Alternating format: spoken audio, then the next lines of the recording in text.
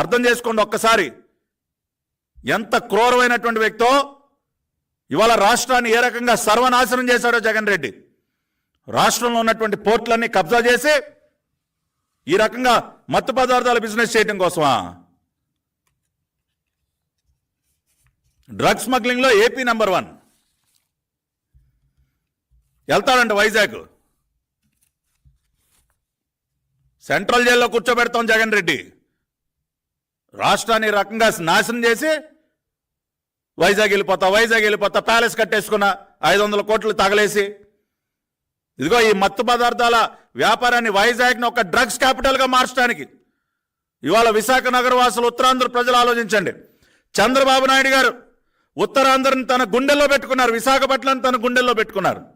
ఆ ప్రాంతాన్ని అంతా కూడా పరిశ్రమలు, కంపెనీలు తీసుకొచ్చి అభివృద్ధి చేసి అక్కడ మన బిడ్డలకు ఉపాధి కల్పించాలనుకుంటే ఈ దుర్మార్గుడు, ఈ సైకో మత్తు పదార్థాలు ఒక డ్రగ్స్ క్యాపిటల్గా మార్చి విశాఖపట్నాన్ని అక్కడ మన బిడ్డల జీవితాలతో ఆటలాడుకోవటానికి, మత్తు పదార్థాలకు బానిసలు చేయడానికి, ఉద్యోగాలు ఇప్పించడం చేత కాదు, గంజాయికి డ్రగ్స్కి బానిసలను చేస్తాడా?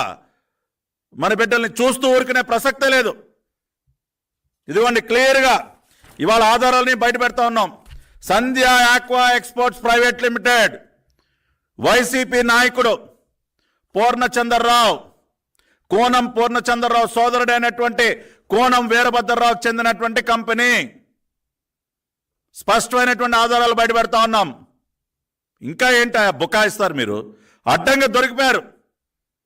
ఇవాళ మీ కంపెనీ కాబట్టే నిన్న పోర్టుకి ఆంధ్రప్రదేశ్ సీనియర్ ఆఫీసర్స్ వెళ్ళిపోతారు అడ్డం పట్టడానికి. మీ కంపెనీ కాకపోతే మీకు దేనిగా ఆంధ్రప్రదేశ్ ఆఫీసర్స్కి ఏం పని విశాఖపట్నం పోర్టులో? ఇవాళ మీ కంపెనీ కాబట్టి, మీ బినామీ కంపెనీ కాబట్టి ఇవాళ ఆగ మేఘాల మీద ఆఫీసర్స్ని పంపించి వాళ్ళకి అడ్డం పడతారా? అది రిపోర్ట్లో రాశారు. సిబిఐ వాళ్ళు దేనికి రాస్తారు? వాళ్ళ రిపోర్ట్లో ఆంధ్రప్రదేశ్ ఆఫీసర్స్ మాకు అడ్డం పట్టారని దేనికి రాశారు? దేనికా? ఏమయ్యా విజయసాయి రెడ్డి, దేనికి పెట్టావా ట్వీట్? ఏం పని నీకు బ్రెజిల్తో? బ్రెజిల్ దేశ అధ్యక్షుడికి నువ్వు కంగ్రాచులేషన్ చెప్పాలా? ఇగో ఇటువంటి చెత్త పనులు చేయటానుగా, ఇటువంటి దొంగ వ్యాపారాలు చేయటానుగా నువ్వు ట్వీట్లు పెట్టేది. ఇవాళ తెలుగుదేశం పార్టీ పక్షాన మేము ఆధారాలతో సహా ప్రూవ్ చేశాం. ఇవాళ జగన్మోహన్ రెడ్డి ఏ రకంగా రాష్ట్రాన్ని మత్తు పదార్థాలకు ఒక అడ్డాగా మార్చాడు, మరీ ముఖ్యంగా విశాఖపట్నాన్ని స్టేట్ క్యాపిటల్ కాదు ఒక డ్రగ్ క్యాపిటల్గా ఏ రకంగా మార్చే ప్రయత్నం చేస్తూ ఉన్నాడు.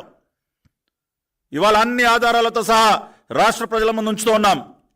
దీనికి ఏం జవాబు చెప్తావు జగన్ రెడ్డి? ఏం జవాబు చెప్తావు నువ్వు? అందుకనే నిన్ను, నీ పార్టీని విసిరి బంగాళాఖాతంలో విసిరాలని చెప్పి ప్రజలు డిసైడ్ అయ్యారు. ఖచ్చితంగా విసిరేస్తారు, భూస్థాపితం చేస్తారు. గతంలో ఎన్ని సంఘటనలు నీ పార్టీ